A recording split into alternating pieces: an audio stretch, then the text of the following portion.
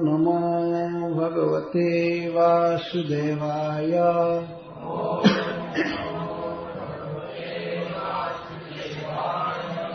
ओम नमो भगवते वासुदेवाय।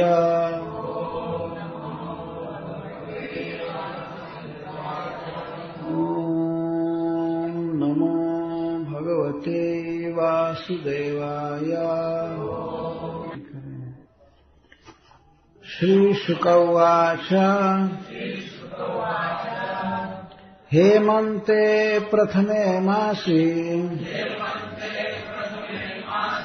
नंद ब्रजकुमारिकः चेरुर्हविष्यं भुञ्जानः कात्यायन्यर्चन व्रत।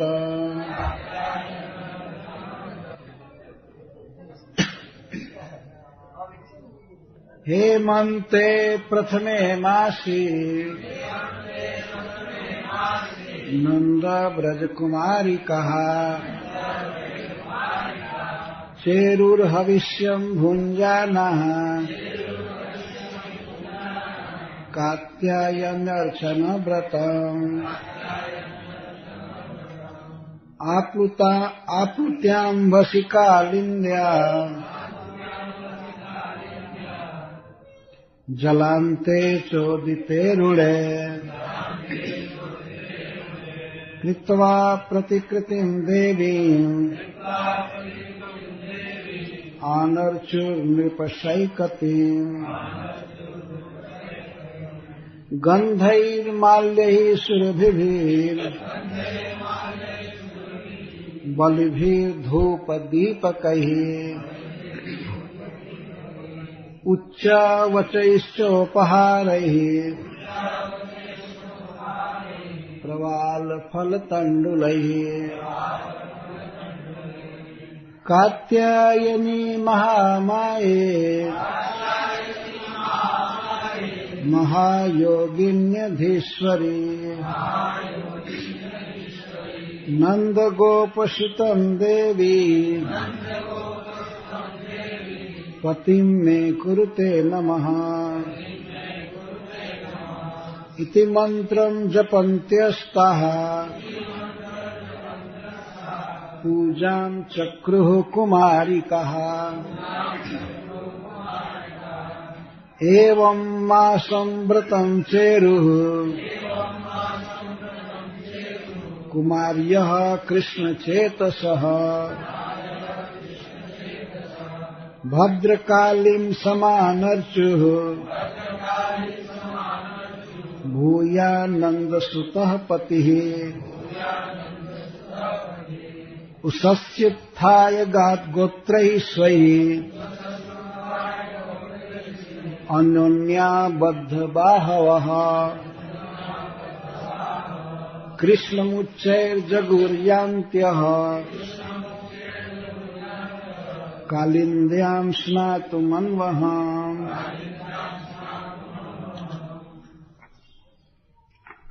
नद्यः कदाचिदागत्य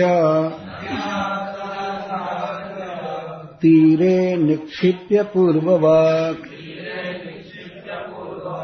वासांसि कृष्णं गायन्त्यो विजर्हुः सलिले मुदा।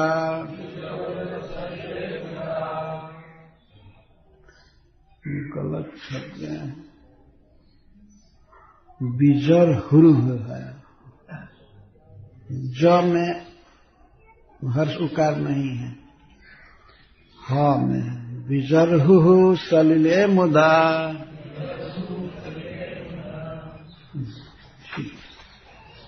श्री शुक उवाच श्रील सुखदेव गोस्वामी ने कहा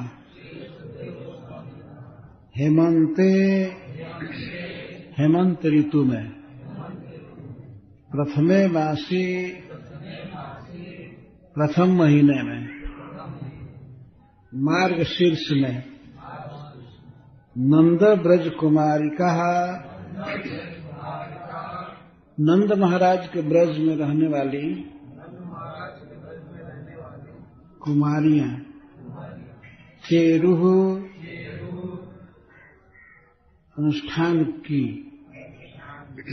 हविष्यम भुंजानः नियमित आहार करते हुए, कात्यायनी माता दुर्गा जी का अर्चन व्रत, अर्चन व्रत, आप्लुत्य स्नान करके, अंभसी जल में, कालिंद्या जमुना जी के जलांते जल के निकट तट पर, शोधिते रुणे सूर्य सारथी के उगने पर अथवा सूर्य के उगने पर, सूर्य की लालिमा का उदय होने पर, कृत्वा करके, प्रतिकृति प्रतिमा, देवी भगवान विष्णु की शक्ति दुर्गा देवी, अनर्चुः आराधना की, नृप हे महाराज परीक्षित, सैकती बालुकामयी, गंधैः विविध गंधों से अथवा सुगंधित, माल्यैः पुष्पों से, सुरभिभिः सुगंधित, बलिभिः उपहारों से, धूप दीपकैः अगरबत्ती और दीपक आदि से, उच्च अवचैः बड़े या छोटे, च और उपहारैः वस्त्राभूषणों से, प्रवाल फल तंडुलैः कोमल कोमल पत्तों से, फलों से और चावल से,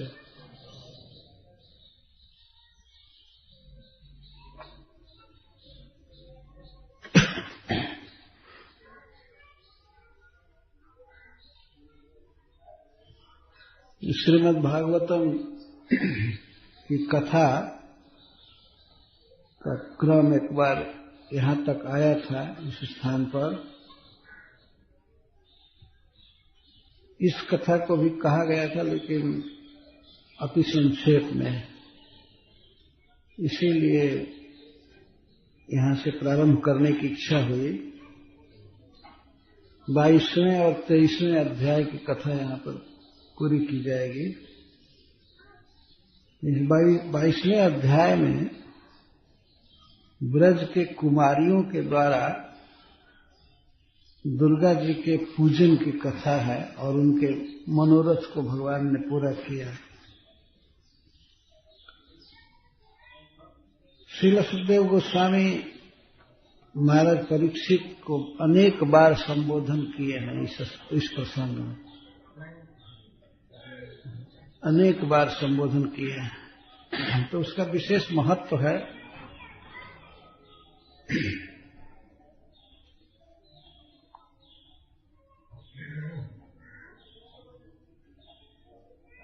जैसे आप देखते हैं, इसमें दूसरे श्लोक में ही नृप संबोधन कर रहे हैं और भी कई बार नृप शब्द आया है दोनों अध्यायों में।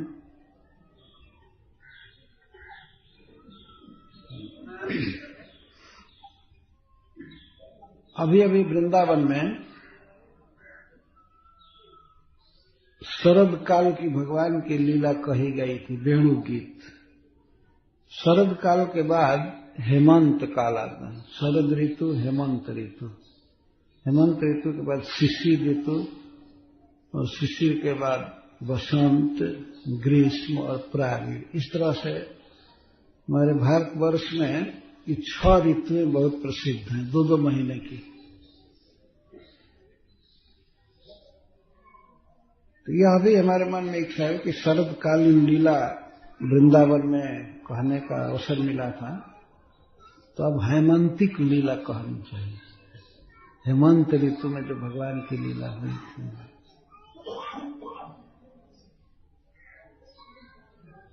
एवं वर्षा शरद क्रीड़ा उक्त्वा क्रम प्राप्ताम हेमंत काल क्रीड़ामा। श्रीपाद सनातन गोस्वामी लिखते हैं, इस प्रकार श्रील सुखदेव गोस्वामी ने वर्षा और शरद काल की लीला का वर्णन किया, तो क्रम के अनुसार प्राप्त अब हेमंत काल लीला का वर्णन कर रहे हैं। हेमंतिक लीला कहनी चाहिए, हेमंत ऋतु में जो भगवान की लीला हुई थी।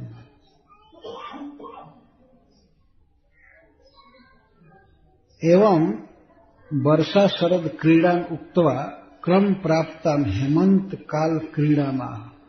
श्रीपाद सनातन गोस्वामी लिखते हैं, इस प्रकार श्रील सुखदेव गोस्वामी ने वर्षा और शरद काल की लीला का वर्णन किया, तो क्रम के अनुसार प्राप्त अब हेमंत काल लीला का वर्णन कर रहे हैं। हेमंत इत्यादि न ब्रजन इति अंतेन। इस प्रसंग के अंत में यह आया है कि गोप कुमारियां ब्रज में चली गई, तो वे कहते हैं हेमंत इति आदिना ब्रजन इति अंतेन। इस तरह से हेमंत लीला कह रहे हैं।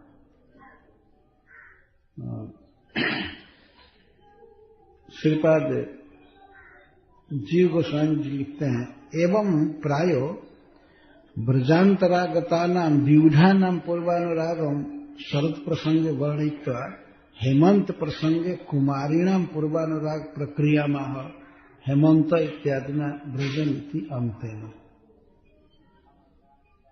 तो श्रीपाद विश्वनाथ चक्रवर्ती ठाकुर और जीव गोस्वामी पर सेम चीज लिखे हैं। श्रील सुखदेव गोस्वामी शरद काल के वर्णन में जो विवाहिता ब्रजगोपियां थीं, ब्रजगोपियां हैं, उनके कृष्णानुराग का वर्णन किए वेणु गीत में। अब ब्रज की कुमारियों का पूर्व अनुराग वर्णन कर रहे हैं। जो विवाहिता नहीं थी, छोटी छोटी बच्चियां थीं, वे लोग कृष्ण को किस तरह से पाना चाहती थी अपने पति के रूप में, और कृष्ण से किस तरह प्रेम करती थी, इसका वर्णन कर रहे हैं।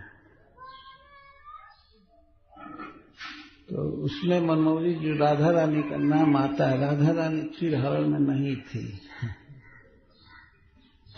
ये कुमारियों का वर्णन किया जा रहा है।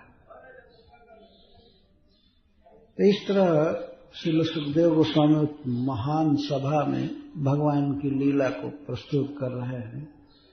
हेमंते प्रथमे मासी नंद ब्रज कुमारी कहा चेरुर्हविष्यं भुंजाना कात्यायन्यर्चना व्रतम। हेमंते प्रथमे मासी, हेमंत में, हेमंत ऋतु में, और उसमें भी प्रथमे मासी, प्रथम महीने में। 2 महीने किसी ऋतु में होते हैं, तो हेमंत में भी पहला महीना है अगहन, जिसको संस्कृत में मार्गशीर्ष कहते हैं, मार्गशीर्ष। और यह महीना इतना महान है कि भगवान श्री कृष्ण ने 12वें महीने में इसी महीने को अपनी विभूति के रूप में गिनाए हैं। मासानम मार्गशीर्षोऽहम्, मैं मासों में मार्गशीर्ष हूं, मतलब सर्वश्रेष्ठ। तो इस समय जो हम लोग कथा यहाँ प्रस्तुत कर रहे हैं, तो ये तो मार्गशीर्ष बीत चुका है, ये पौष का महीना चल रहा है। ये हेमंत का ही दूसरा महीना है। तो प्रथम महीने में, हेमंत के प्रथम महीने में नंद ब्रज कुमारिका हविष्यम भुंजाना कात्यायनी अर्चन व्रतम चेरु। हविष्यम भुंजाना सत्य कात्यायनी अर्चन व्रतम चेरु। नंद ब्रज कुमारिका, नंद महाराज के ब्रज में रहने वाली कुमारियां, छोटी छोटी बच्चियां, ये व्रत की ध्यान रखना चाहिए कि ये बच्चियां कोई भी 7 वर्ष से ऊपर की नहीं है। प्रसंग बता रहा है। और श्रील सुखदेव गोस्वामी हमेशा कुमारिका शब्द देते गए। क प्रत्यय जो लगा है, कुमारिका हो, उनके और बाल्य विवक्षा के लिए श्रीपाद सनातन गोस्वामी जी कहते हैं, उनके और बचपन के ही भाव को प्रकट करने के लिए। नंदस्य ब्रजे या कुमारिका अथवा नंद गोप कुमारिका इति पाठे नंदस्य ये गोपः तेषां कुमारिका इति सैव अर्थ। हविष्यम भुंजाना नियमिताहारा सत्य कात्यायनी अर्चन व्रतम चेरु। नंदस्य गोपराजस्य ब्रजे या कुमारिका इति तेन साक्षात संबंध रहिता ताह ग्रहीता।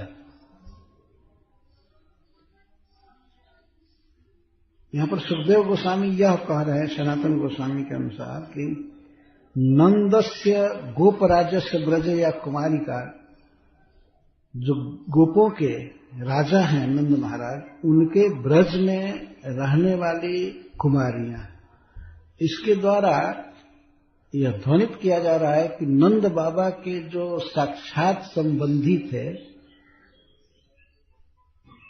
और जो कुमारियां श्री कृष्ण से कोई भी दैहिक संबंध से जुड़ी थी, वे इसमें परिहृत हैं।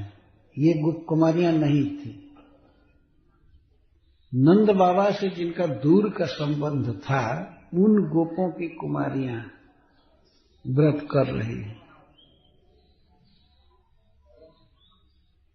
जैसे चाचा की कन्या या वो जो परिहृत किया गया, जिनको छाटा जा रहा है, बड़े पिताजी की कन्या मतलब अपनी बहन, या चाचा की कन्या अपनी बहन, या किसी भी प्रकार का कोई संबंध था दैहिक, वे सब कन्याएं इसमें नहीं थी। ध्यान रखना चाहिए। इसलिए नंद ब्रज कुमारिका कहा गया। नंद महाराज के ब्रज में रहने वाली कुमारिका है। श्री कृष्ण पतित्वा योग्या, श्री कृष्ण उनके पति हों इसके जो अयोग्य थी, वे इसमें गृहीत नहीं है। और नंद ब्रज कुमारिका का एक अर्थ करते हैं नंदती हृष्यति, नंदती हृष्यति इति नंद ब्रजो जाभ्यस्ता कुमारिका इति सर्वथा श्री भगवत परिग्रह योग्या इत्यर्थ। क प्रत्यय प्रायो बाल्य विवक्षया, क प्रत्यय लास्ट में लगाया गया कुमारिका, तो क और कोमलता के अर्थ में उनके अतिशय बचपन को व्यक्त करने के लिए कहा गया।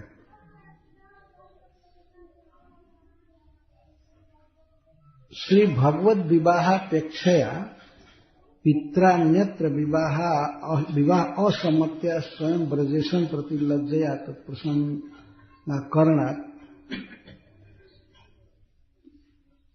उन कुमारियों के पिता प्राय चाहते थे कि हमारी बेटी का विवाह कृष्ण से हो। शुरू से इनका मनोरथ था, परंतु वे ब्रजेश से नंद बाबा से कभी कह नहीं पाते थे, क्योंकि नंद बाबा ब्रज के राजा थे, गोपराज थे। और ये छोटे छोटे गोप थे, उनकी अपेक्षा बहुत कम धनी थे, तो वे लोग ये कह नहीं पाते थे नंद बाबा से कि हम अपनी पुत्री का विवाह कृष्ण से करना चाहते हैं। तो श्री भगवत विवाह अपेक्षा पित्रा अन्यत्र विवाह सम्मत्या, और इसके साथ ये भी बात थी, नंद बाबा से तो नहीं कह पाते थे कि हम अपनी पुत्री का विवाह कृष्ण से करना चाहते हैं, लेकिन इस विवाह की अपेक्षा से मन में रह करके दूसरी जगह कोई चर्चा नहीं करते थे, विवाह की कोई चर्चा नहीं किए थे, और नंद बाबा से भी नहीं किए थे। वास्तु का संचित परोहता पत्ते कुत्सितो मारह कामदेव सौंदर्य जभ्य पिछले सार्थ्य। और कुमारिका, कु का अर्थ है कि ये बच्चियां प्रौढ़ होने पर कुमार हो गए। कुमार का मतलब होता है कुत्सितो मारह कामदेव सौंदर्येण जाभ्य इति, जिनके सौंदर्य आदि से मार भी कुत्सित हो जाए। कामदेव भी फीका था, कुमार, मार का अर्थ होता है कामदेव। तो ये सर्वथा भगवत प्रेयसी के योग्य हैं, ये सिद्ध करने के लिए बात कर रहे, सुलसार्थ भगवान के प्रिय बनने के योग्य हैं। भविष्यम भुंजाना, ये बच्चियां जमुना जी के तट पर जाती थी, जमुना जी दूर है वहां से, जमुना जी के तट पर जाती थी, स्नान करती थी अगहन के महीने में, और माता भद्रकाली की पूजा करती थी। किस लिए? कि ये जगत की ईश्वरी हैं, मां हैं, ये हमारा विवाह कृष्ण से अवश्य करा देंगी, यह विश्वास करके माता दुर्गा की पूजा कर रही थी। खा क्या रही थी? श्रील सुखदेव गोस्वामी भोजन का वर्णन करते हैं, हविष्यम भुंजाना, हविष्य खाकर भजन कर रहे हैं।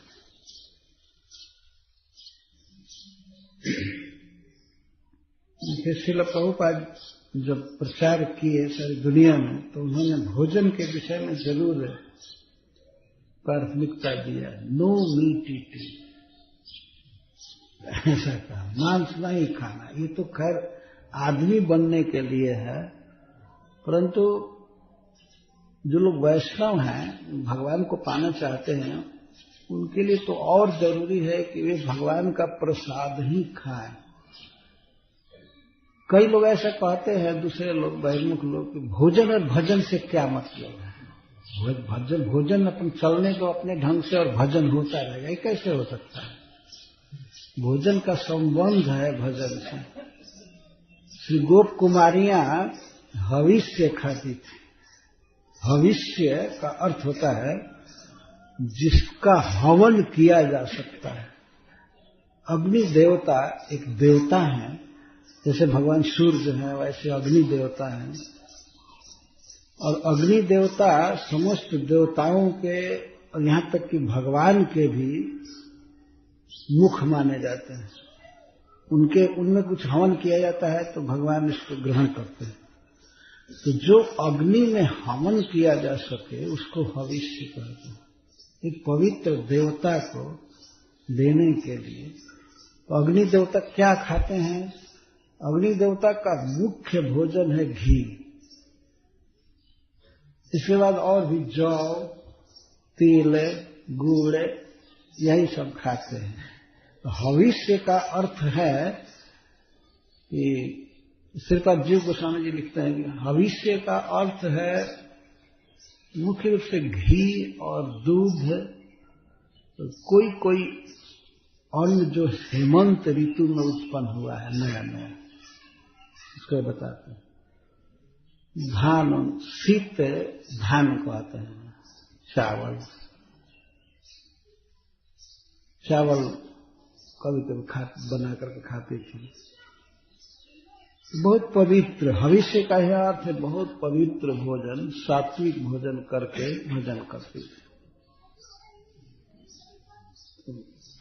ये सिखाना जरूरी है संसार में कि यदि भगवान को पाना है तो एक विशेष प्रकार का भोजन करना ही पड़ेगा। ऐसा नहीं है कि कोई कुछ भी खा करके पी करके और भजन करे और भगवान को पाएगा, ऐसी बात नहीं। अन्यथा भोजन के वर्णन की क्या जरूरत थी गोपियों की? जो लोग ऐसे ही अंट शंट प्याज लहसुन खाते रहते हैं, मांस मदिरा, ये पापी लोग कभी भगवान को नहीं पा सकते हैं। भगवान को पाने की बात तो दूर रही, स्वर्ग तक नहीं जा सकते। ध्यान रखना चाहिए, भगवान को पाने के लिए भगवान जैसा होना पड़ता है। तो श्री गोप कुमारियां, छोटी छोटी बच्चियां बहुत पवित्र आहार करती थी और नियमित थोड़ा आहार करती थी और माता दुर्गा जी का भजन कर रहे थे, पूजा कर रहे थे। हविष्यम हैमंतिक सिद्धान्यादि सहितम गव्यम दधि दुग्धादिकम, जी गोस्वामी पाद और सनातन गोस्वामी पाद। कात्यायनी परम वैष्णवी श्री शिव प्रिया पार्वती तस्या अर्चन व्रतम नियमम, अर्चन रूपम व व्रतम तच्च मास मात्र समापनम इति केशिदा। यह केवल 1 महीने के लिए की थी, अथवा कुछ का विचार है कि और महीने में भी करती थी, लेकिन 1 महीने में विशेष रूप से की थी। पर श्रीपाद सनातन गोस्वामी कहते हैं कि कुछ महानुभाव कहते हैं तच्च मास मात्र समापनम इति केशिदा, केवल 1 महीने की, अगहन के महीने। श्रीपाद विश्वनाथ चक्रवर्ती ठाकुर लिखते हैं, विविधा नाम शरदी कृष्णानुरागम वर्णयित्वा अविविधा नाम अपि गोपी नाम तम अनुवर्णयन तासाम नित्य सिद्ध कृत कृष्ण प्रेयसी भावानमपि कृष्ण प्राप्ति कामनया लोक रीत्या एवं हेमंते देवी पूजा महा। यद्यपि ये बच्चियां भी भगवान श्री कृष्ण की नित्य प्रिया हैं, भगवान ने अवतार लिया है संसार में, तो वे सब भी जहां तहां प्रकट हुई हैं, नित्य सिद्ध उनका भाव है, कृष्ण की नित्य प्रेयसी हैं, फिर भी लोक रीति से कृष्ण को पति रूप में पाने के लिए वे देवी की पूजा कर रही हैं। प्रथमे मार्ग शीर्षे तासाम कृष्ण कांता नाम भेदत्रयमिदं श्री हरिवंश श्री विष्णु पुराण ब्रह्म पुराण आदौ अपि दृष्टम ज्योतिर्गोप कन्या च रात्रौ संकल्प कालवित इत्यादि भी।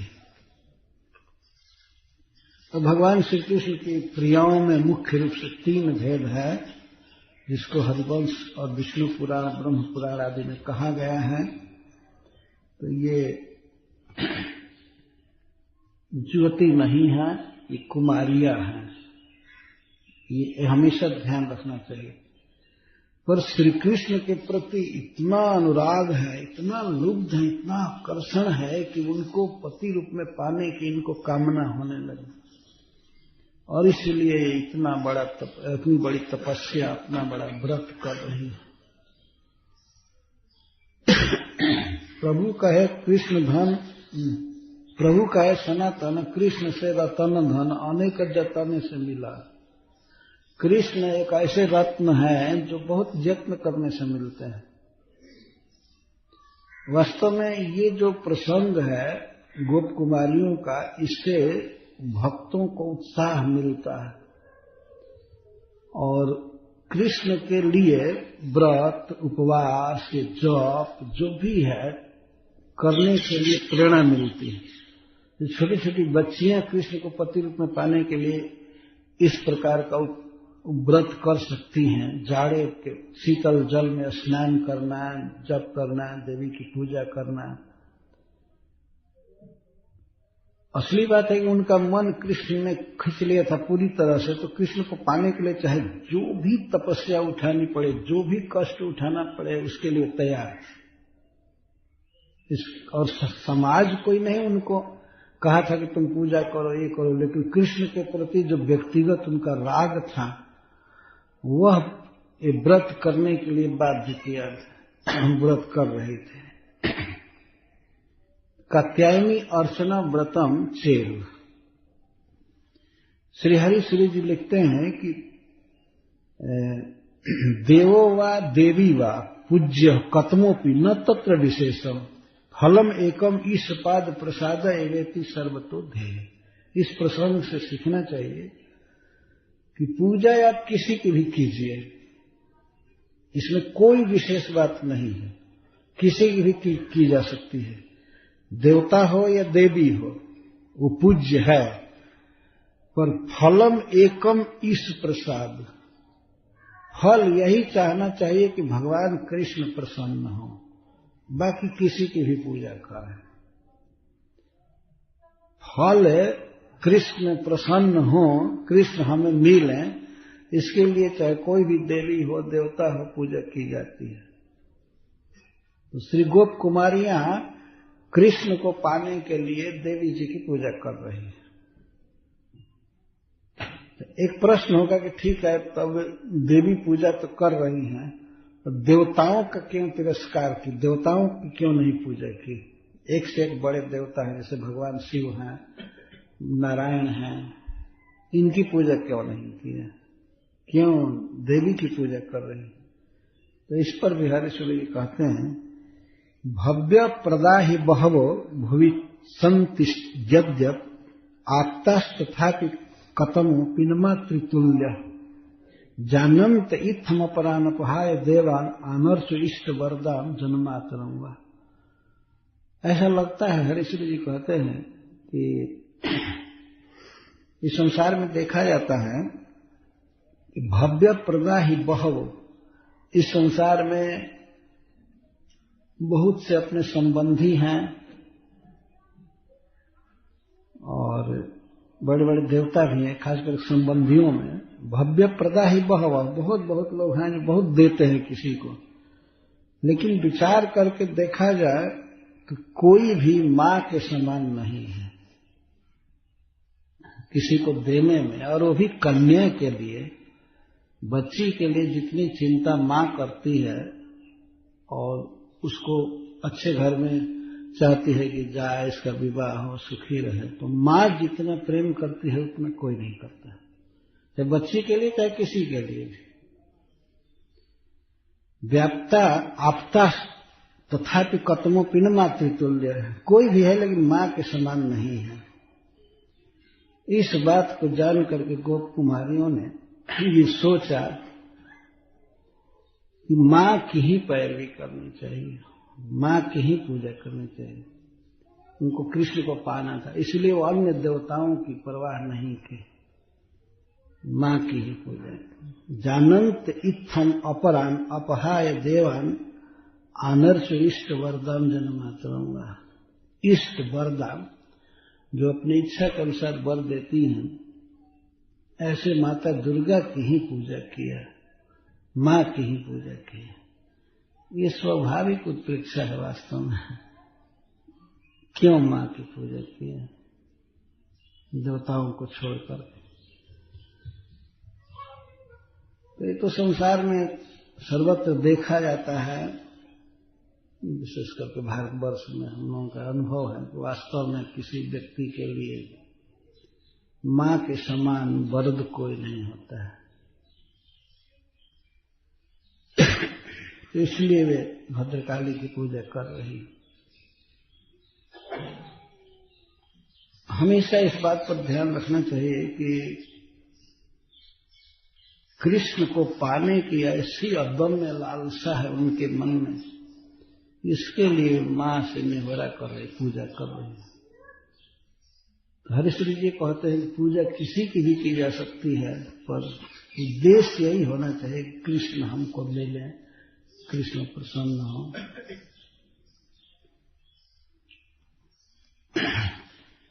तो पूजा का क्या प्रकार था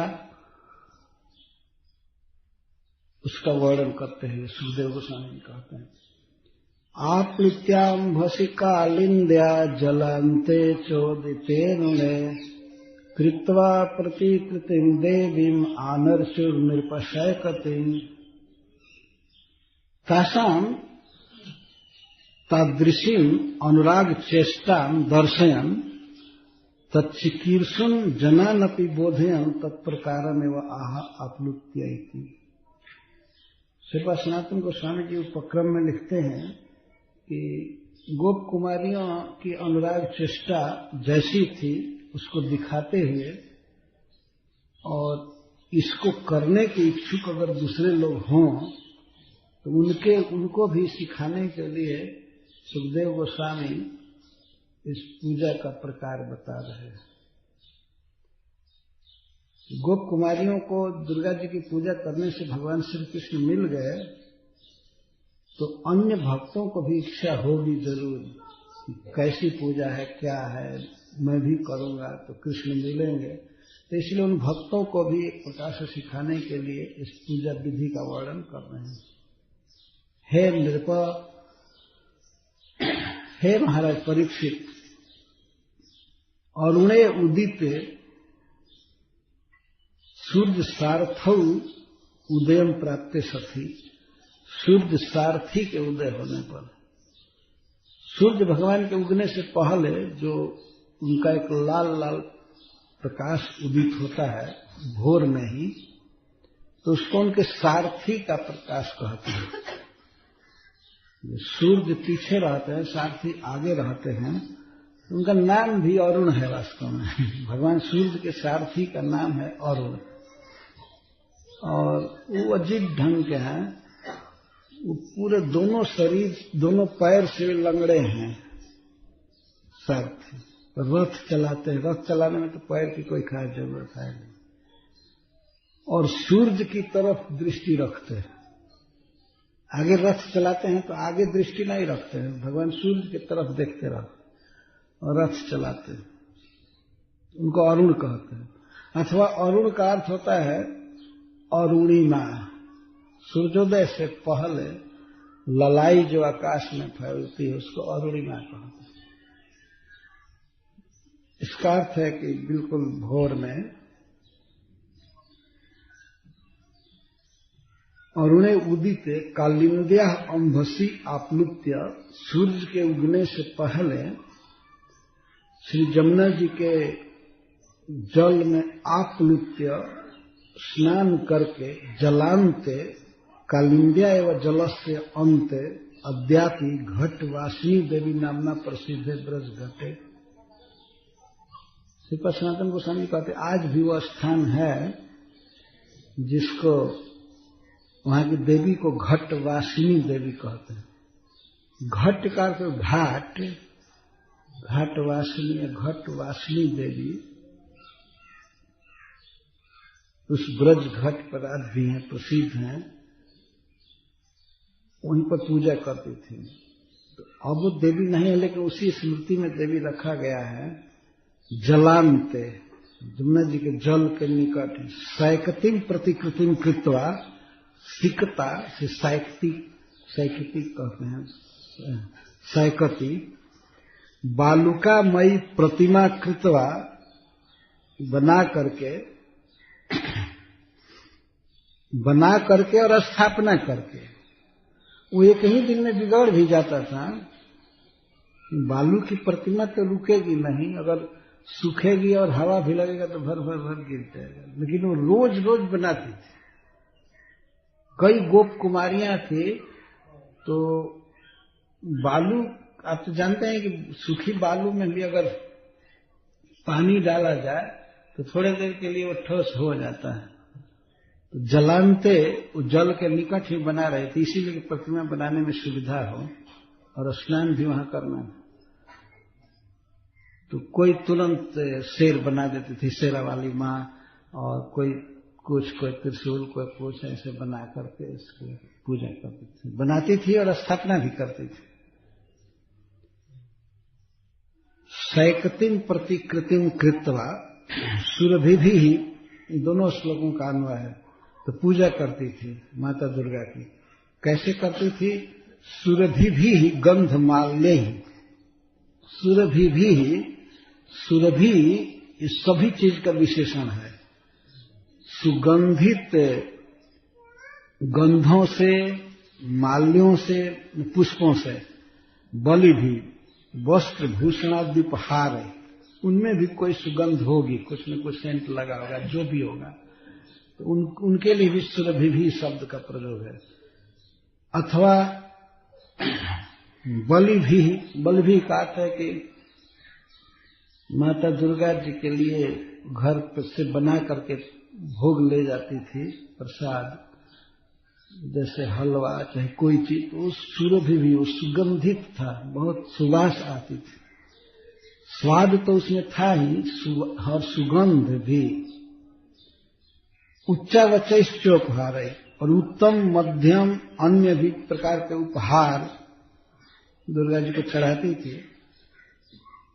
वो दिन में ही वो रख लेती थी, रात में संजो करके रखती थी और सवेरे ले जाकर पूजा करती थी। प्रवाल फल तंडुलई, वृक्षों के कोमल कोमल पत्तों से, फलों से और अक्षत से, चावल आदि से देवी अनर्चु पूजया मासु, तो माता दुर्गा की पूजा कर रही थी इन वस्तुओं से। गंधे माल्य शिवभीर बलभीर धूप दीपकई उच्चावचोपहार प्रवाल फल तंडुल। आप्लुत्य इति परम पावन शीतल जले विवस्त्रतया निमज्य स्नात्वा इत्यर्थ। आगे श्लोक आएगा, उसे समझ लेना चाहिए कि ये जमुना जी के तट पर जाती थी और कृष्ण के गान के आवेश में रहती थी। भगवान कृष्ण के गान में, कीर्तन में इतना आनंद आता था कि गान करते ही और वस्त्रों को जमुना जी के तट पर फेंक करके जाती थी, रख करके नहीं। ऐसे वर्णन आया है आगे। विवस्त्रतया निमज्य स्नात्वा इत्यर्थ। नग्न स्नान करती थी, छोटी छोटी बच्चियां थी, कोई स्पेयर कपड़ा नहीं ले जाती थी, तो वहां स्नान करके वस्त्र पहन करके इसके बाद मां की पूजा करती थी। अनेन जलांत इत्यादि न अपि व्रते कृष्णम दर्शितम। श्रीपाद सनातन गोस्वामी कहते हैं जल के निकट पूजा कर रही थी, तो इससे और व्रत की कठिनाई का वर्णन किया जा रहा है। एक तो ठंडा का महीना और दूसरे पानी के पास। कालिंद्या इत्यस्य पूर्वापराभ्याम अन्वय अरुणे उदिते सार्थौ सूर्ये व उदिते सतीति व्रतापेक्षया ततः प्रागेव प्लवनम गेय। तो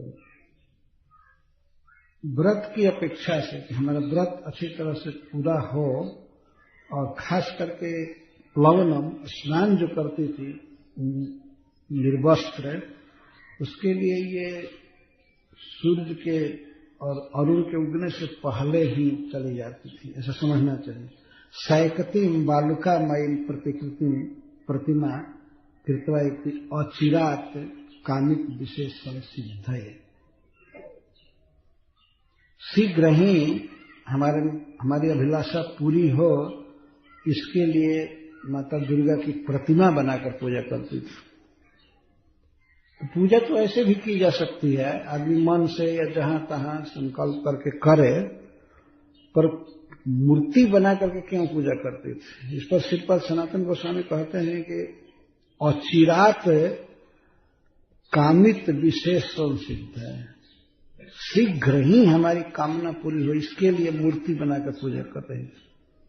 इससे सिद्ध हुआ कि भगवान की या देवताओं की भी पूजा यदि उनकी प्रतिमा की जाए तो विशेष लाभदायक है।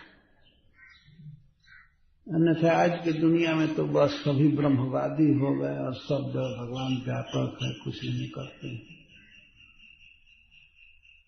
कुछ क्रिया में आना चाहिए न भजन।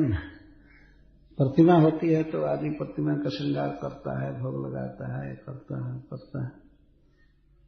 श्रीपाद सनातन गोस्वामी जी इस बात को कह रहे हैं अचिरात कामित विशेष संसिद्ध है। पूजा कर रहे थे। हे नृप इति यहां संबोधन कर रहे हैं, हे महाराज परीक्षित, जगत पूज्याभिरपि ताभि श्री कृष्णार्थम सायपि तथार्च्यत इति वैयग्र महात्म्यम अहो पश्यत इति भाव।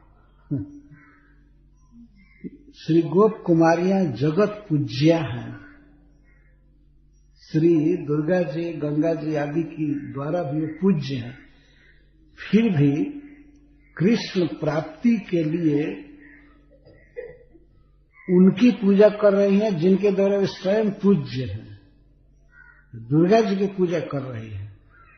तो हे महाराज परीक्षित, वैयग्र महात्म्य देखो। महात्म्य मतलब बड़ाई, चाहे कितनी व्यग्र है कृष्ण को पाने के लिए कि उस दशा में अब दुर्गा जी की भी पूजा करने लगी, जबकि दुर्गा जी उन्हीं की पूजा करती हैं। वे स्वयं उनकी आराध्या हैं। श्री भगवान की प्रेयसी होने से माता दुर्गा जी की भी पूज्य है, फिर भी व्यग्रता ऐसी है कृष्ण को पति रूप में पाने की, दुर्गा जी की पूजा कर रही। नृप संबोधन के पीछे यह उद्देश्य है। सुरभि भी रीति जथापेक्षम सर्वैरपि योज्यम। जथापेक्ष सब जगह लगाना चाहिए, सभी सुगंधित है। बहुत्वम गंधादि बाहुल्या, बल भी वस्त्र भूषण नैवेद्य आदि उपचार है। ताने वह प्रवालेती अत्र क्रम भंग। इस श्लोक पर अब ध्यान दीजिए, तीसरे पर, सुरभि भी गंधैर माल्य सुरभीर बलभीर धूप दीप कही उच्चा वचैश्चोपहार प्रवाल फल तंडुल। इसमें जो भगवान के पूजा, दुर्गा जी की पूजा का क्रम है वो भंग है। कुछ नियम है, किस वस्तु के बाद कौन वस्तु देनी चाहिए, इसके बाद ये देनी चाहिए, इसके बाद ये देनी चाहिए, इसके बाद ये देनी चाहिए, लेकिन इसमें क्रम भंग है। तो श्रीपाद सनातन गोस्वामी जी कहते हैं कि क्रम भंग श्री कृष्ण हृत मनस्त्वेन तासाम क्रम विस्मृते है। श्री बादरायणे एवं वा तद व्रत कथने परम शक्य न कर्मातिक्रमात्। क्रम भंग क्यों है? क्योंकि सुरभि, गंध, माल्य आदि ये सब उपहार के बाद दिया जाता है। देखें, भगवान की पूजा में पहले भोग लगा लेते हैं उनको, उसके बाद तब आरती करते हैं, ये सब देते हैं। इसमें क्रम भंग है। प्रवाल फल तंडुलई, प्रवाल और फल एक साथ नहीं दिया था। प्रवाल जो है वो श्रृंगार के लिए दिया जाता है, श्रृंगार किया जाता है, और फल है वो नैवेद्य है, भोजन है। बल भी धूप दीप कही कई कई क्रम भंग है। तो कहते हैं कि श्री कृष्ण हृत मनस्त्वेन तासाम क्रम विस्मृत। श्री कृष्ण में मन लगा हुआ है। पूजा दुर्गा जी कर रही है, लेकिन मन कृष्ण में लगा हुआ है। तो कृष्ण में इतना मन आसक्त है कि उस कारण से ये पूजा के क्रम की विस्मृति हो रही है। अथवा श्रील सुखदेव गोस्वामी जो उनके कृष्णानुरागमय व्रत को कह रहे हैं, तो कहने में परम उत्सुकता के कारण वे क्रम का विस्मरण कर गए हैं। कहने में दोनों में एक अर्थ हो सकता है कि गोपियां श्री कृष्ण आविष्ट चित्त के कारण क्रम भूल गई हैं, अथवा सुखदेव गोस्वामी ही कहने में क्रम भूल गए। गोपियों के, गोप कुमारियों के व्रत का जब कथन कर रहे हैं सुखदेव गोस्वामी, तो वे भी बहुत आविष्ट हैं, उनको बहुत अच्छा लग रहा है कृष्ण प्राप्ति के लिए ऐसा व्रत किया जाए। तो उस आवेश में वे क्रम भंग कर गए।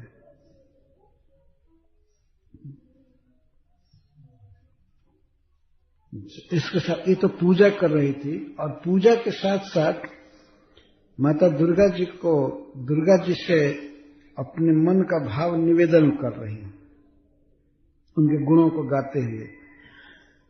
सभी गोप कुमारियां एक स्वर से करती जाती थी। कात्यायनी महामाये महायोगिन्यधीश्वरी नंद गोपसुतम देवी पतिं मे कुरुते नमः। प्रारंभ से लेकर अंत तक कोई चीज अर्पण करते समय वो ये नहीं बोल पाती थी कि हे देवी इदम गृहाणा, ये लीजिए। बस कोई चीज अर्पण कर रही थी, श्रृंगार कर रही थी, तो यही मंत्र बोल रहे थे।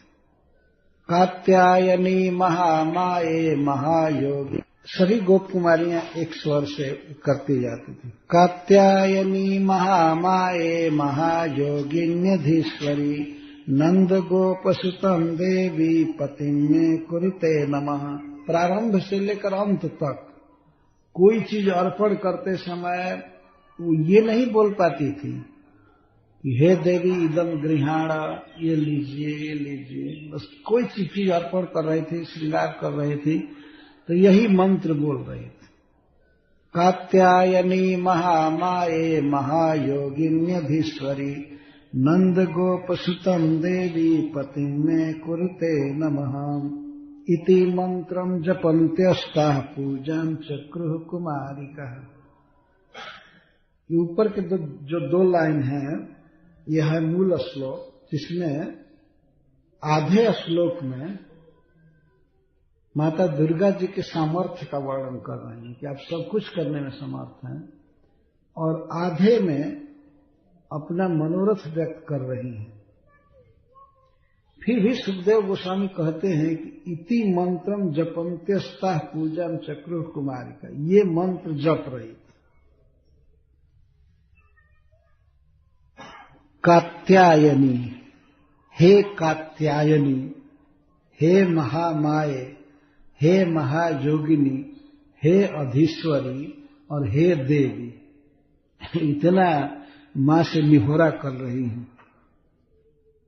हे कात्यायनी, हे महामाये, हे भगवतो महाशक्ति रूपे, महायोगिनी, हे दुर्घट घटना समर्थे, अधीश्वरी, हे सर्वकर्त्री, देवी, हे क्रीड़ा रसाभिज्ञे, नंद गोप सुतम मे पतिं कुरु ते नमः।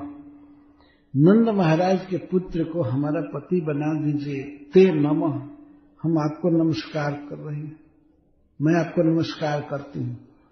ते नमः अस्तु इति शेषा ताः इति मंत्रम जपन्त्य। वे गोप कुमारियां यही मंत्र जपते हुए पूजन चक्र, माता दुर्गा जी की पूजा कर रही है। महामाया शब्द से तात्पर्य हे महामाया श्री भगवतः सच्चिदानंद शक्ति रूपे इति। श्री कृष्ण प्राप्ति योग्यम अस्माकम अपि, श्री कृष्ण प्राप्ति योग्यम अस्माकम अपि सर्व शक्तिम दातुम समर्था असि इति अर्थ। महामाया, माता दुर्गा जी महामाया है, तो महा का अर्थ है बहुत बड़ी शक्ति, माया का अर्थ शक्ति, बहुत बड़ी शक्ति। तो श्री कृष्ण प्राप्ति के योग्य शक्ति हमको आप दे सकती हैं, अर्थात हमें भी आप समर्थ बनाइए। आप स्वयं सर्व समर्था हैं, ऐसी हमें शक्ति दीजिए कि हम श्री कृष्ण की गृहिणी हो जाएं, श्री कृष्ण की पत्नी हो जाएं, हमारे पति हो जाएं। तो मान लीजिए अगर माता दुर्गा जी कहें ननौ असौ अत्र पत्नी अनपेक्ष, अभी तो ये श्री कृष्ण पत्नी की कोई अपेक्षा नहीं कर रहे हैं। कभी कोई चर्चा करते हैं या इनकी कुछ अभिलाषा व्यक्त होती कि ये विवाह करना चाहते हैं, पत्नी करना चाहते हैं, तो मैं कुछ कर सकती थी। लेकिन अभी तो असौ अत्र माने अस्मिन् समय, असौ ये श्री कृष्ण पत्नी अनपेक्ष, ये पत्नी अनपेक्ष है। तब कहती हे महायोगिनी, योग माने उपाय जानने वाली, हे महा उपाय जानने वाली, दुर्घटम अपि त्वया सुघटितुम शक्यता इत्यर्थ। सुघटे तुम सब। महायोगिनी का ये अर्थ है, जो कार्य नहीं होने वाला है, असंभव है, उसको भी संभव करने की तुम में शक्ति है। तो श्री कृष्ण के हृदय में अभी नहीं है कि वे पत्नी प्राप्त करें, उनको सोचते भी नहीं है, लेकिन उनके मन में, हे मां तुम इच्छा भर सकती हो, वे पत्नी की अपेक्षा कर सकते हैं। ननु महालक्ष्मी तो विभेनी। यदि दुर्गा जी कहें गोप कुमारियों से कि मैं लक्ष्मी जी से बहुत डरती हूं, महालक्ष्मी से या लक्ष्मी से क्यों डरती हैं? कि अगर मैं कृष्ण को तुम्हारा पति बना देती हूं तो लक्ष्मी जी हमको डांटेंगी, चाहे मारेंगी कि हमारे पति को गोप कुमारियों का पति क्यों बनाया तुमने। तो मैं कर सकती हूँ, मान लीजिए अगर दुर्गा जी कहे मैं कर सकती हूँ, लेकिन महालक्ष्मी जी से बहुत डरती हूँ मैं। तब कहती है, हे अधीश्वरी, अशेष ऐश्वर्य संपन्नत्वात् त्वं ततोप्यधिकतरा निर्भया असि इत्यर्थ। हे माता दुर्गा जी, आप तो अशेष ऐश्वर्य से संपन्न हैं, इसीलिए आप लक्ष्मी से भी निर्भय हैं। लक्ष्मी क्या करेंगी आपका? ये निर्भय है तो जो शेर पर ही चढ़ी रहती है, हाथ में त्रिशूल लिए रहती है, उसको क्या भय है? निर्भय है दुर्गा जी। निर्भया आसीत्। ननु तरहि यूयम तमेवाराध्ययत इति चेत् तत्र। तो दुर्गा जी कहें कि तो अब स्वयं ही कृष्ण से क्यों नहीं कहती हो, स्वयं उनकी आराधना करो, उनको खुश करो। क्योंकि लक्ष्मी के पति हैं, तो जिस पर गोप कुमारियां कहती, हे देवी, हे तदेक भक्त्या द्योतमाना इत्यर्थ। देव का तो चमकना, देवी माने चमकने वाली। आप विष्णु की भक्ति से ही द्योतमान हैं, आप उनकी शक्ति हैं। इसका अर्थ है कि तत्साक्षाद अर्चनादपि तत्प्रियतम जनाराधनम एवं वरम इति भाव। ने सुना है मां कि भगवान विष्णु की आराधना से भी श्रेष्ठ आराधना है उनके प्रिय जनों की आराधना। तो आप विष्णु की शक्ति हैं, तो आपकी आराधना श्रेष्ठ है भगवान की आराधना से भी। आपकी आराधना से भगवान प्रसन्न होंगे। भगवान अपने भक्तों की आराधना से अधिक प्रसन्न होते हैं। ये बात। और नंदश्च गोपश्च इति तस्य श्रुतम कुमारम इति गोप कन्या नाम तत्पत्नीत्व योग्यता अस्ति इति सूचित। नंद गोप करें, ये नंद हैं राजा और गोप हैं। नंद हैं, नंदश्च गोपश्च इति, नंद गोप। और तस्य श्रुतम, आप नंद के पुत्र हैं, नंद गोप के पुत्र हैं, तो गोप के पुत्र हैं तो आप गोप कुमार हुए, और हम हैं गोपी। अतः आप के पत्नी बनने की योग्यता हमें है, हम एक ही जाति के हैं। यह भाव है। तो माता दुर्गा को भी, माता दुर्गा जी को मतलब ये कह रही हैं कि हे मां, अगर तुम हमारा विवाह रचाओगी तो इसमें भी कोई सामाजिक अड़चन नहीं है। नंद बाबा गोप हैं और हम भी गोपी हैं, तो हम उनकी पत्नी बनने के योग्य हैं। कोई बहुत अंतर्जातीय विवाह आदि कराने की जरूरत नहीं है। ये बहुत झंझट नहीं है इसमें, बिल्कुल ठीक है। नंद गोप शब्द से व्यक्त कर, नंद गोप सुतम पति में कुरुते नमः। जब गोपो भूप, गो का अर्थ होता है पृथ्वी, प माने पालन करने वाला, भूप अस्माकम राजा इत्यर्थ। इति तस्य सुदुर्लभता सूचिता तथापि पतिम स्वामिनम कुरु तत्र शक्तिरुदिष्टैव।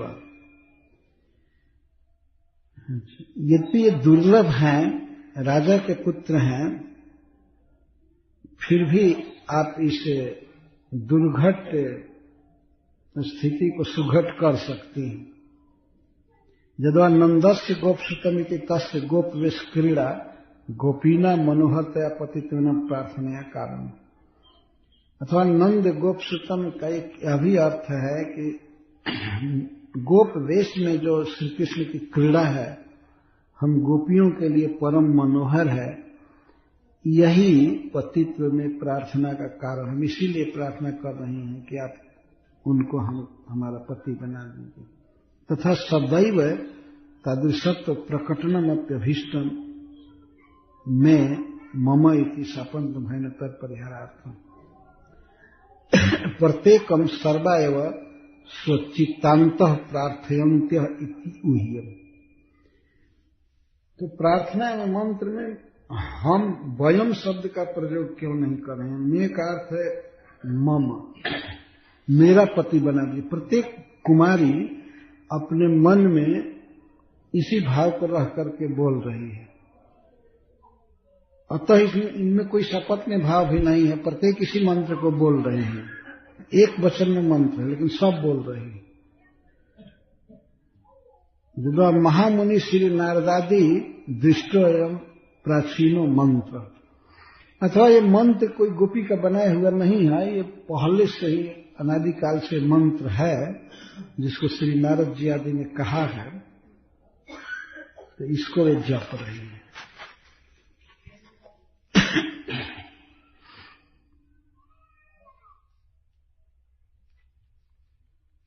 अच्छा, विश्वनाथ चक्रवर्ती ठाकुर लिखते हैं, हे कात्यायनी नंद गोप सुतम में पतिम कुरु ननु कुरु इति अनेन मई एवं किमिति। तो मान लीजिए माता दुर्गा जी कहें कि कुरु कर दो, तो मुझसे ही इतना दुराग्रह क्यों कर रही हो, मुझसे इतना हट क्यों कर रही है? जो होने वाला होगा विवाह कृष्ण के साथ तो हो जाएगा, लेकिन हम ही करें, कृष्ण को पति बना दे, ऐसे क्यों आग्रह कर रही हो? तत्र स्वातंत्र्यम अर्प्यते अहम तु तदर्थम त्वत्पितरु प्रेरयिष्यामि मात्र तस्मात् कारय इति देहि इति वा प्रयुज्यता भी संख्या सर्व वैकल्प्यम आह। माता दुर्गा जी कहती हैं कि देखो हमसे क्यों आग्रह करती हो, मैं इतना कर सकती हूं कि तुम्हारे माता पिता को प्रेरित कर सकती हूं, तुम्हारे माता पिता को प्रेरित कर सकती हूं कि वे विवाह की बात करें कृष्ण से, तुमको अर्पित करें। इसलिए कार्य ऐसा कह सकती हो कि करा दीजिए, कार्य यदेहि इतिवा प्रयुज्यत। ये आशंका करके इतनी व्यग्र हैं गोप कुमारियां कि नहीं, बात तुम ही कर दो, तुम ही कर दो। तो उनके अनेक वैकल्पिक सामर्थ्य को व्यक्त कर रही है। कहते हे महायोगिनी तेन संयोगस त्वया एवं शीघ्रम संपाद्यो। श्याम सुंदर के साथ हमारा संयोग, ऐसा संयोग, पत्नी और पति बनने का संयोग तुम शीघ्र संपादित करो। न तो पित्रादि व्यवधानोपद्रवेण परमोत्कंठिताभिरस्माभि काल विलंबास्व स्वयत्वा। इतनी व्यग्र हैं कि काल विलंब नहीं चाहती हैं। जब माता दुर्गा जी ने कहा कि मैं करा दूंगी, ऐसा कहो कार्य करा दीजिए, तब इतनी उत्कंठिता है कि नहीं, काल विलंब हमारे लिए अवसर है, इसलिए मां तुम में अद्भुत शक्ति है, महायोग है, महा उपाय है, तुम ही करा दो शीघ्र। माता पिता के व्यवधान पर मत छोड़ो, नहीं तो उपद्रव हो जाता है। पित्रादि व्यवधानोपद्रवेण न कृष्णस्य संप्रति अनुपनीतत्वेन विवाह योग्यत्वात्। माता दुर्गा जी ने कहा कि अभी तो श्री कृष्ण का उपनयन संस्कार भी नहीं हुआ है, तो विवाह के तो बिल्कुल अयोग्य है। छोटे उम्र के हैं, किसी विवाह के अयोग्य हैं, तब कहते हे देवी मुख्यम विवाहम विनैव केवल गांधर्व विवाहे नैव में पतिम कुरु। यदि मुख्य विवाह नहीं होता है तो फिर भी गांधर्व विवाह करा दीजिए। किसी तरह से कृष्ण मानने लगे कि ये हमारी पत्नी है और हम तो मानते ही हैं कि हमारी पत्नी है, और ये संसार में हल्ला हो जाए कि कृष्ण की प्रिया है। कभी किसी तरह से करा दीजिए। इतना भगवान के प्रति अनुराग है, लालसा है, ये कह रहे हैं। मैं पतिम कुरु इत्यर्थ अधीश्वरीति तत्र तव किमपि अशक्यम नास्तिति भाव। अधीश्वरी, हे सर्वेश्वरी, इसके द्वारा ये कह रहे हैं कि आपके लिए कुछ भी अशक्य नहीं है। हे मां, तुम सब कुछ कर सकती हो। ननु तव कृष्णे पति भावस्य त्वत्पितृभ्याम अज्ञातत्व तद अभीष्ट कृष्ण प्रसंग कथम साधु सेत्स्यति। कृष्ण के प्रति पति भाव तुम्हारे माता पिता को पता नहीं है, तो बिना माता पिता को जनाए और जाने बिना तुम्हारा अभीष्ट कैसे पूरा होगा। मान लीजिए माता दुर्गा जी कहा, तब कहती हैं महामाये माया मत पितरौ तथा मोहया जथा कदाचिदपि गोपांतरेण मद विवाह ताभ्याम न भाग्यते। हे मां, आप हमारे माता पिता को ऐसे मोह में डालिए कि किसी दूसरे गोप से हमारे विवाह की बात न चला पा रहे वो लोग, कभी भूल कर भी। कृष्ण के साथ हमारा विवाह होना चाहिए, दूसरे के साथ मेरे माता पिता के मन में बात ना आ रहे,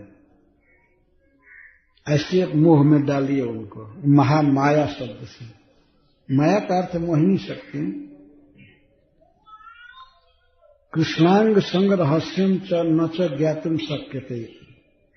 हम कृष्ण की प्रिया है, कृष्ण के साथ रहते हैं, ये भी उनको पता न चले, और दूसरे गोप से हमारे विवाह की बात भी न कर पा रहे लोग।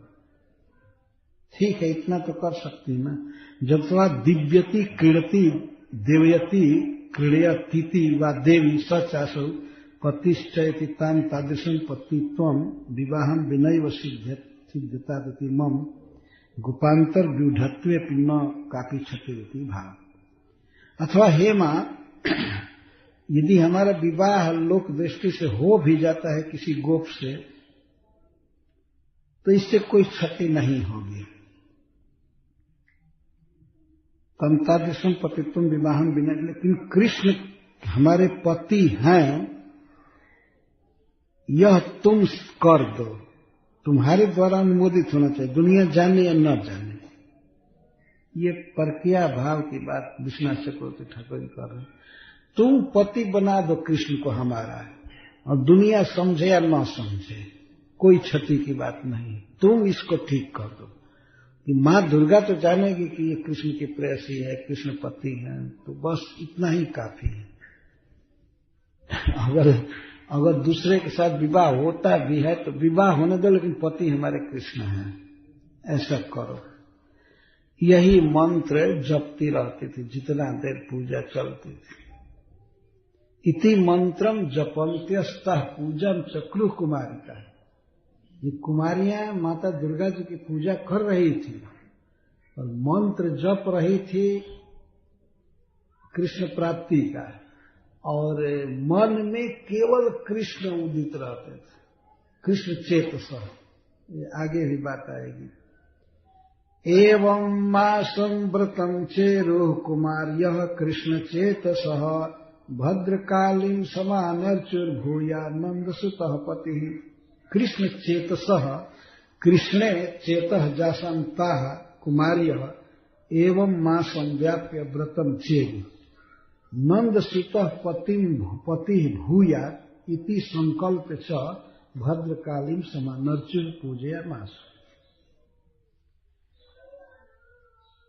इस प्रकार 1 महीने तक गोप कुमारियों ने पूजा किया। ये नहीं समझना चाहिए कि एक महीने का ही संकल्प लेकर के बैठी थी। नहीं, अब वो तो निरंतर करने वाली थी। जब तक कृष्ण पति के रूप में नहीं मिलते तब तक पूजा तो चलती ही रहती, परंतु भगवान की कृपा से स्वल्पे नैव कालेन तासाम तत्फलम सुसिद्धम इत्यभिप्रायणा।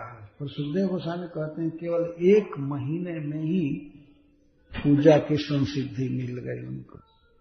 इस प्रकार एक महीने तक गोप कुमारियों ने पूजा किया। ये नहीं समझना चाहिए कि एक महीने का ही संकल्प लेकर के बैठी थी। नहीं, अब वो तो निरंतर करने वाली थी। जब तक कृष्ण पति के रूप में नहीं मिलते तब तक पूजा तो चलती ही रहती, परंतु भगवान की कृपा से स्वल्पे नैव कालेन तासाम तत्फलम सुसिद्धम इत्यभिप्रायणा। पर सुखदेव गोस्वामी कहते हैं केवल एक महीने में ही पूजा की संसिद्धि मिल गई उनको। इतना जल्दी सिद्धि मिलना है, एक महीना क्या टाइम है। ध्रुव महाराज को 6 महीने तपस्या करनी पड़ी,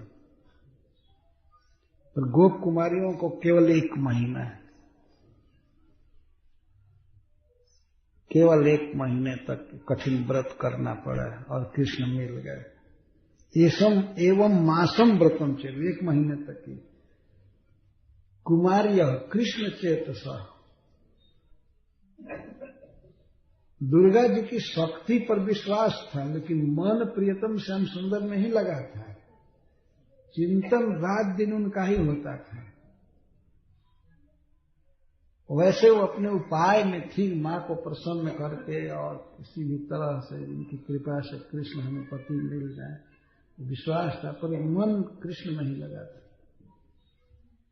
तो स्वल्पे नैव कालेन तासाम तत्फलम सुसिद्धम इति अभिप्रायणा एवं इति मासम एकम मार्ग शीर्षम व्याप्य मासानाम मार्ग शीर्ष अहम इति भगवद विभूतित्वेन व्रते कालस्य साद्गुण्यम दर्शित। अब देखिए व्रत में क्या क्या चीज चाहिए। एक तो काल चाहिए, तो काल सबसे श्रेष्ठ था, और देश जमुना जी का किनारा ब्रज, तो देश की दृष्टि से भी सबसे सुंदर स्थान था कृष्ण को पति रूप में पाने का, माता दुर्गा की आराधना का। और उसके श्रेष्ठ देश क्या हो सकता है। एक तो ब्रज, उसमें भी परम पावनी कालिंदी जी का किनारा है जमुना जी, और काल अगहन का महीना सबसे श्रेष्ठ। एक काल का सद्गुण दिखाया गया। भद्रकालीन मंगल चंडी इति प्रसिद्धाम कात्यायनी में वश्लेषण भद्रम उत्तमम कम सुखम तस्याली पंक्तिर जस्या सकाश। जब भद्रकाली क्यों कहते हैं, तो सुखदेव गोस्वामी यहां पर भद्रकाली का अर्थ करते हैं, सनातन गोस्वामी जी। भद्रम उत्तमम, भद्र का अर्थ है उत्तम, और क का अर्थ है सुख। उत्तम श्रेणी के सुख का समूह अली, अली मतलब पंक्ति। जिस माता दुर्गा जी से उत्तम सुखों की श्रेणियां मिलती हैं उनको भद्रकाली कहते हैं। भद्र क अली, उत्तम सुख की पंक्तियां मिलती हैं। सुखदेव गोस्वामी ये अर्थ कर रहे हैं। तो उनकी कृपा से भगवान श्री कृष्ण मिले, इससे बड़ा सुख अब क्या हो सकता था। तो भद्रकालीन समानर्च इति अर्च देवता सद्गुण्यम दर्शित। अर्च देवता का सद्गुण बताया जा रहा है भद्रकाली। तो जिससे उत्तम श्रेणी का सुख समूह प्राप्त हो उसको भद्रकाली कहते हैं।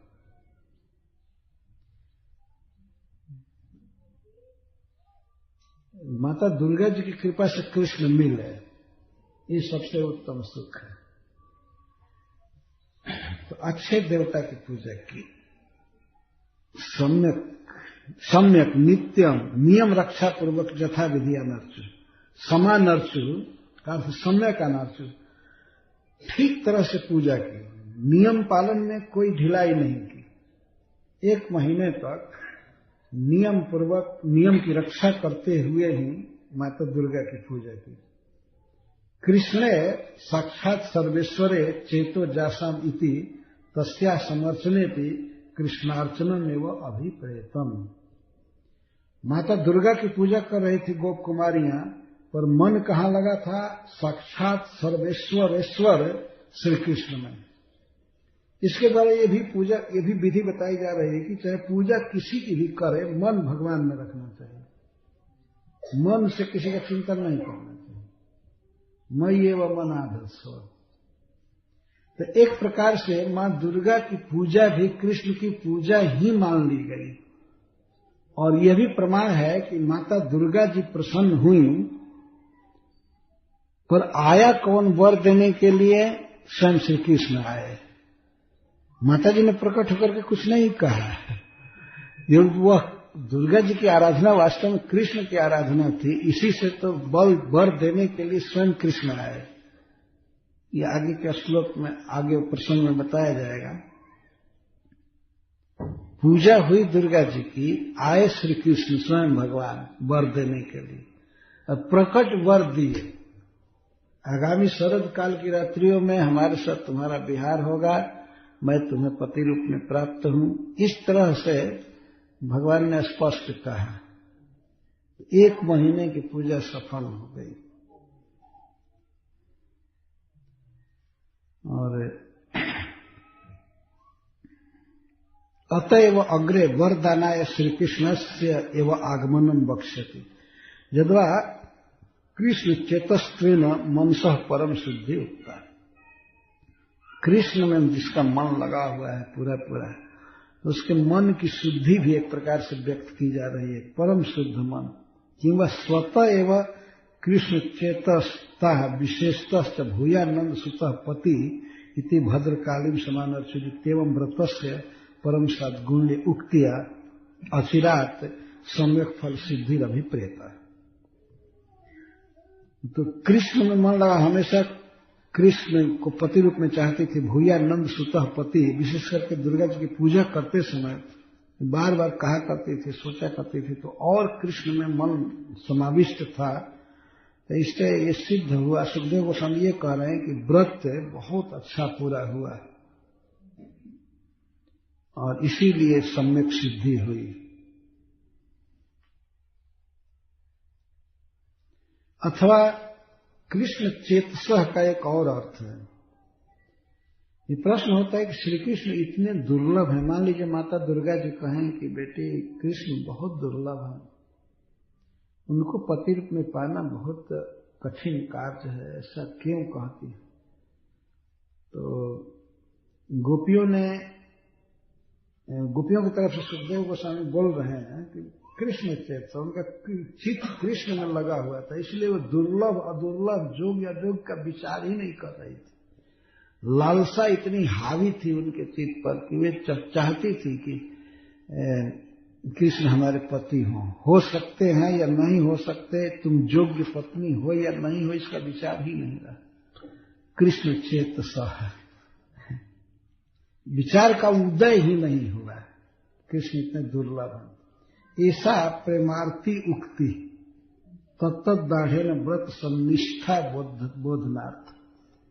सुखदेव गोस्वामी इसलिए इन सब बातों का वर्णन कर रहे हैं कि गोपियां जो ये कह रहे थे कि नंद गोप सुतम देवी पति में कृते नमः, तो यह प्रेम की आरती है, प्रेम की तड़प है, और इसी कारण से माता दुर्गा से कह रही हैं। पर इन सबके द्वारा यह सुखदेव गोस्वामी कहना चाहते हैं कि व्रत में उनकी बहुत निष्ठा थी और दुर्गा जी के चरणों में पूर्ण विश्वास था कि ये श्री कृष्ण को हमारा पति बना देंगे, और इसलिए व्रत की सन्निष्ठा का वर्णन इसमें किया गया है।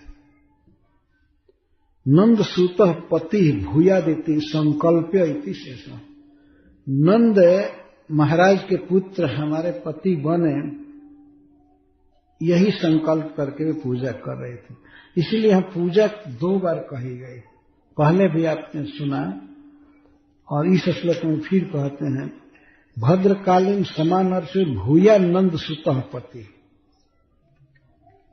पूजा भी चल रही थी, लेकिन लालसा भूया नंद सुतः पति, तो नंद गोप सुतम देवी पति में कुरुते नमः वहां कह ही दिए। तो सुखदेव गोस्वामी कहते हैं कि मन में यही था कि भूया नंद सुतः पति। इसका अर्थ था जैसे भी हो कृष्ण हमको मिले पति रूप में। बस पूजा का सार यही था। और जो कर सकता है, जो संसार में सबसे शक्तिशाली है, जिसकी शक्ति है, उसी से आदमी पैर भी लगाएगा ना। तो अब माता दुर्गा से बढ़ करके कौन है? तो इसलिए उनके चरणों की आराधना कर रहे थे। माँ ऐसा कर दो, ऐसा कर दो, ऐसा कर दो। तो इस तरह से पूजा कर रहे थे। अच्छा, श्रील सुखदेव गोस्वामी उत्कंठा में पूजा के प्रकार का वर्णन पहले कर दिए, लेकिन फिर पूजा के मुख्यांग का वर्णन कर रहे हैं या पूर्वांग का। एक बार कह दिए कि ऐसे पूजा करती थी, जैसे गंधमाला दे करके ये मंत्र जपती थी, ये मंत्र जपती थी। लेकिन पूजा का मुख्यांग अथवा पूर्वांग फिर कहने लगे। कथा कहने में क्रम भंग कर गए, भूल गए, तो पीछे की बात को फिर कह रहे हैं। उसस्युत्थाय गोत्रैः स्वै अनन्या बद्धबाहवः कृष्णमुच्चैः जगुर्जान्त्यः कालिन्द्यां स्नातुमन्वहम्। व्रतस्य मुख्यांगमाह अथवा पूर्वांगमाह उससी इति। श्रीपाद श्रीधर स्वामी जी कहते हैं कि पूजा व्रत का पूर्वांग कर रहे हैं। पहले जो कहना चाहिए था उसको छोड़ दिए भावावेश में, तो फिर कह रहे हैं। और श्री जीव गोस्वामी पाद जी कहते हैं व्रतस्य मुख्यांगमाह, व्रत के मुख्य अंग को कह रहे हैं। न केवलम कृष्ण चेतस एवं, सनातन गोस्वामी जी लिखते हैं, न केवलम कृष्ण चेतस एवं किंतु तत्कीर्तन परा अपि इति अर्चन परम सद्गुण्यमा। इसमें कृष्ण के कीर्तन की बात आई। ऐसा है, अनुवहम उससी उत्थाय स्वई गोत्र अनन्या बदबाहव कुमार्य कालिंद्याम स्नातुम उच्च कृष्णम जगु। मुख्य था कृष्ण का कीर्तन, कृष्ण का गान मुख्य था, उसी को कह रहे हैं। ये अर्चन के परम सद्गुण को व्यक्त कर रहा है। केवल कृष्ण में मन ही नहीं लगा था, तत्कीर्तन परा, तत्संकीर्तन परा थी। भगवान में मन लगे ये तो है ही पूजा, लेकिन और पूजा के गुण को बढ़ा देता है भगवान का संकीर्तन। तो न केवलम कृष्ण चेतस एवं किंतु तत्संकीर्तन परा अपि इति अर्चन परम सद्गुण्यम एवं आह। जद्वा तदर्चनस्य समग्र प्रकारे विज्ञाते अन्यैरपि कैश्चित् जनस्तद्व्रतं क्रियत इति निष्कृपया श्री परीक्षित अभिप्रायं चालक्ष्य तद्व्रतस्य मुख्यांगमाह उससी इति। सनातन गोस्वामी कहते हैं। सुखदेव गोस्वामी फिर से पूजा के अंगों को क्यों कह रहे हैं? तो कहते हैं तद अर्चनस्य समग्र प्रकारे विज्ञाते। ये पूजा कात्यायनी जी की सब प्रकार से पता चल जाएगी, गोपियों गोप कुमारियों ने कैसे किया।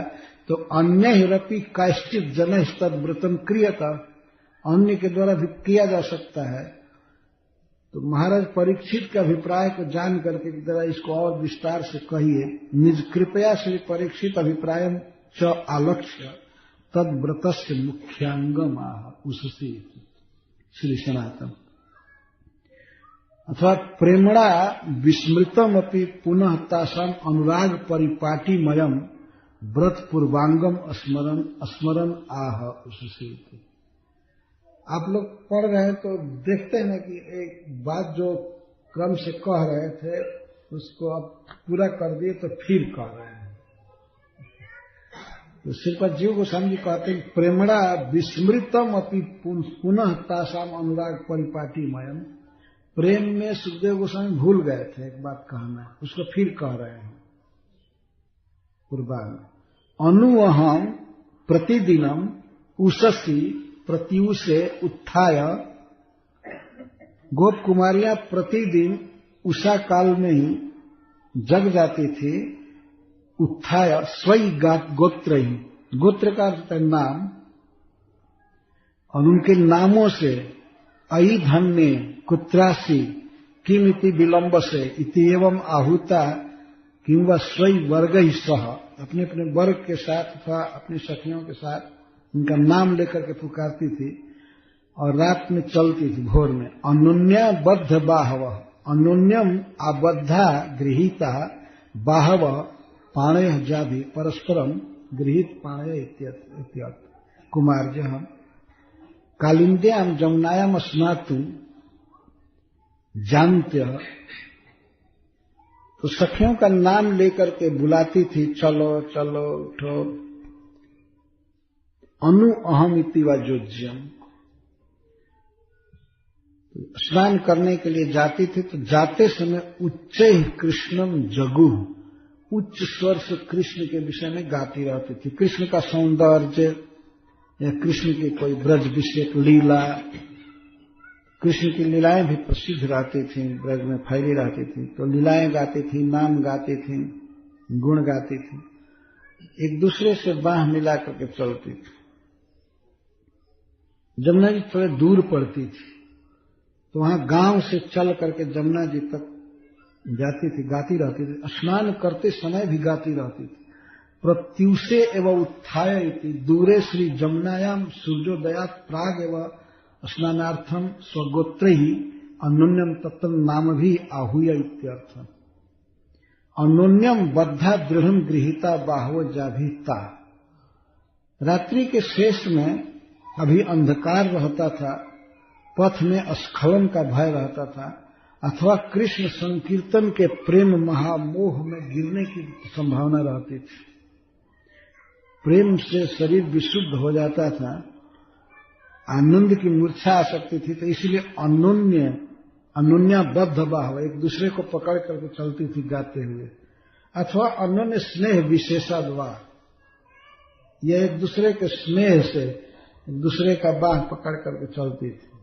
एवं अन्योन्य स्नेह न तद व्रत सम्यकत्व में वह दर्शक। इसके द्वारा भी सुखदेव गोस्वामी दिखा रहे हैं कि इन सखियों में, कुमारियों में इतना प्रेम था परस्पर, तो यह भी व्रत के सद्गुण में एक कारण है, व्रत सफल होने में।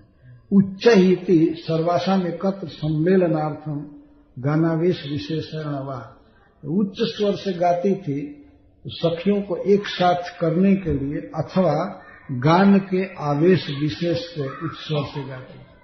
नित्यम कालिंद्याम स्नातुमिति, एक बार कह चुके कि कालिंदी के जल में स्नान करते थे, तो फिर कह रहे नित्यम कालिंद्याम स्नातुमिति पुनः अनुवाद तत्स्नानस्य तत्प्राशस्त्य बोधनार्थ। कालिंदी में स्नान करने के लिए जाती थी, एक बार कह दिए तो फिर क्यों कह रहे हैं, इसका अर्थ है कि जमुना में स्नान करना बहुत अच्छा है, यह कहने के लिए दो बार कह रहे हैं। ये भाव है सुखदेव गोस्वामी का। इसमें मुख्य काम है कृष्णम जगु, कालिंदी में स्नान करने के लिए जाती थी, कृष्ण का कीर्तन करती थी, गान करते थे। यही है पूजा का मुख्य अंग, श्री सनातन गोस्वामी कहते हैं। चलो सखी हरि कीर्तन गावे देवी के द्वार, कि देवी के द्वार पर, चाहे शिव जी का मंदिर हो, कुछ भी हो, तो कीर्तन क्या गाना है कृष्ण का। हरे कृष्णा कृष्णा कृष्णा हरे हरे, हरे राम राम राम हरे हरे। कहीं भी किसी के पास जाना हो, किसी मंदिर में, पर कीर्तन कृष्ण का होना चाहिए। और चित्त भी कृष्ण में, कृष्ण चेतसः और उच्च कृष्णम जगु, गाते हुए जाती थी गोपी। इस तरह से पूरे महीने भर किया इन्होंने। या अब इनके व्रत की सिद्धि की कथा श्रील सुखदेव गोस्वामी कह रहे हैं। नद्यः कदाचिदागत्य तीरे निक्षिप्य पूर्ववत् वांसांसी कृष्णं गायन्तो विजर्हुः सलिले मुदा। कदाचित किसी समय श्रीपाद सनातन गोस्वामी जी लिखते हैं कि व्रत पूर्ण दिन है। यह व्रत पूर्ण किस दिन हुआ था? या तो द्वादशी को, नहीं तो पूर्णिमा को। जैसा वैष्णव में परंपरा है कि व्रत की पूर्ति द्वादशी को भी मानते हैं अथवा पूर्णिमा को भी। तो पहले द्वादशी से चालू किए होंगे तो द्वादशी को पूरा किया था, अथवा पूर्णिमा से चालू किए होंगे तो पूर्णिमा तक। तो कदाचित का अर्थ तन मासांते, अगहन महीने के अंत में व्रत पूर्ण दिने पौर्णमास्याम व आगत्य श्री गोप कुमारियां आकर के नद्या तीरे वासांसी पूर्ववत निक्षिप्य, नदी के तीर पर, जमुना जी के तीर पर अपने वस्त्रों को पूर्ववत निक्षिप्य, पहले जैसे रख देती थी। कोई सजा करके नहीं। इतना आवेश कृष्ण की गीत में रहता था। उनको स्नान करना था तो किसी तरह शरीर के स्वभाव से वस्त्र को खोल करके और फेंकती थी। ये भी ध्यान नहीं रखती थी कहां पर हम वस्त्र को रखें। आवेश तो केवल प्रियतम श्याम सुंदर का था, उनका ही चिंतन, उनके चाल, उनकी ढाल, उनकी बांसुरी वादन या नुपुर ध्वनि, मुस्कान आदि में ही चित्त लगा रहता था। इसलिए अपने वस्त्र को, ऊपर के वस्त्र पर नीचे के वस्त्र को खोल करके और फेंक देती थी। निक्षिप्य कार से फेंक देना। पूर्ववत निक्षिप्य से सिद्ध हुआ कि प्रारंभ से ही 1 महीने तक नग्न स्नान ही किया था गोप कुमारी ने। तो तीरे वासांसी वस्त्राणी पूर्ववत निक्षिप्य कृष्णं गायन्त्यः, कृष्ण गुणगानम कुर्वन्त्यः सलिले मुदा विजर्हुः। और उस शीतल जल में भी आनंद के साथ विहार कर रही थी। यह स्नान का वर्णन नहीं है, विहार का वर्णन। अगहन के महीने में, वो भी पूर्णमासी के दिन, पूर्णिमा के दिन, जिस दिन बहुत ठंडा होता है, उस दिन जल में विहार कर रही है मुदा, हर्ष के साथ। श्रीपाद सनातन गोस्वामी जी लिखते हैं क्योंकि 1 महीने तक निर्विघ्न व्रत हुआ था तो बहुत खुश थी। कोई बाधा नहीं आई, कोई स्वजन का, किसी भी प्रकार का, कोई प्राकृतिक या सामाजिक कोई बाधा नहीं आई। और माता दुर्गा जी की पूजा में सफल हुई 1 महीने तक की। इसलिए स्नान जो कर रही थी तो बहुत आनंद से कर रही थी। श्रीपाद वल्लभाचार्य जी लिखते हैं कि एक बार वे आई, वस्त्र को पूर्ववत रख दिया, स्नान किया, स्नान करके दुर्गा जी की पूजा की। और जब पूजा कर ली, महीने का अंतिम दिन था, तो उनको बहुत खुशी हुई। तो पुनः फिर नग्न स्नान करने लगे, विहार करने लगे, व्रत के समाप्ति के खुशी के कारण। अथवा कृष्ण का कीर्तन गाने में, कृष्ण का गीत गाने में इतना आनंद हो रहा था कि उस आनंद में जमुना जी के शीतल जल के स्पर्श का अनुभव ही नहीं हो रहा था कि ठंडा है क्या है, आनंद आ रहा था। उस आनंद में गा रहे। कदाचित मार्गान्ते द्वादश्याम पौर्णमास्याम वा पूर्वत इति अनेन सदैव नग्नतया स्नानादि बोध्यते मुदा विजल तत्र हेतु कृष्णम परमानंद घन मूर्ति परम चित्ताकर्षकम व गायन्ते। क्यों आनंद से गा रहे थे? क्यों कृष्ण को गा रहे थे, जो परम आनंद घन मूर्ति है, यह जो परम आकर्षक है। तद गाने न हेमंत मध्य सुशीतल उदके श्री कालिंदी प्रवाहे अपि शीतादि बाधा भाव। कालिंदी के शीतल जल में भी शीतलता काम भर नहीं हो रहा। यद्वा मुदा इति समग्र मासम निर्विघ्नतया व्रताचरणात् अतएव कृष्णं गायन्तो विजय। पूर्वदेव गानम कृत्वा तेन गानेन मत्ता विस्मृतात्मान। श्रीपाद वल्लभाचार्य जी कहते हैं कि भगवान के गीत में मत थी और विस्मृत आत्मान, अपने को पूर्ण विस्मृत हो गई थी। स्वपरिहितानि वस्त्राणि तीरे निक्षिप्य भगवता सह जल क्रीड़ार्था में वह प्रविष्ट। यही भाव हो रहा था कि हम कृष्ण के साथ ही जल विहार करेंगे। कृष्ण में चित्त इतना लगा हुआ था कि उनको ऐसा ही भाव हो रहा था कृष्ण स्वयं ही जमुना में हैं, उनके साथ हम जल क्रीड़ा कर रही हैं, कृष्ण पर पानी उछाल रही हैं। ये भाव द्वारा इसी आवेश में वे स्नान कर रहे थे। स्नाने मौन वस्त्र परित्यागो दोषद्वय क्रीड़ा च नियमस्था नाम देह विस्मरणम च मुदा इत्यादि ने सूचित। ये स्नान में मौन रखना चाहिए और वस्त्र त्याग नहीं करना चाहिए। वस्त्र पहन करके और मौन रहकर स्नान करना चाहिए। लेकिन गोपियों में दोनों दोष बताया गया। गोप कुमारियों में मौन भी नहीं है, ये गा रही हैं, और वस्त्र भी त्याग दिया है, और तीर्थ में क्रीड़ा नहीं करनी चाहिए, यह भी एक दोष है। पर क्यों कर रहे हैं? तो कहते हैं, सुखदेव गोस्वामी कहते हैं कि मुदा इतना आनंद है कि उसके द्वारा देह का विस्मरण है, और जब देह का ही विस्मरण है तो नियम का स्मरण कोई कहां से करे। तो खूब गा रही है, एक दूसरे पर जल उछाल रही हैं, विहार कर रही हैं। विजहु शब्द है शीतल जल में। ये लिखते हैं कि इनको ऐसा भाव है कि हम प्रियतम श्याम सुंदर के साथ ही जल विहार कर रहे हैं। इस तरह से व्रत का अंतिम जल विहार कर रही थी।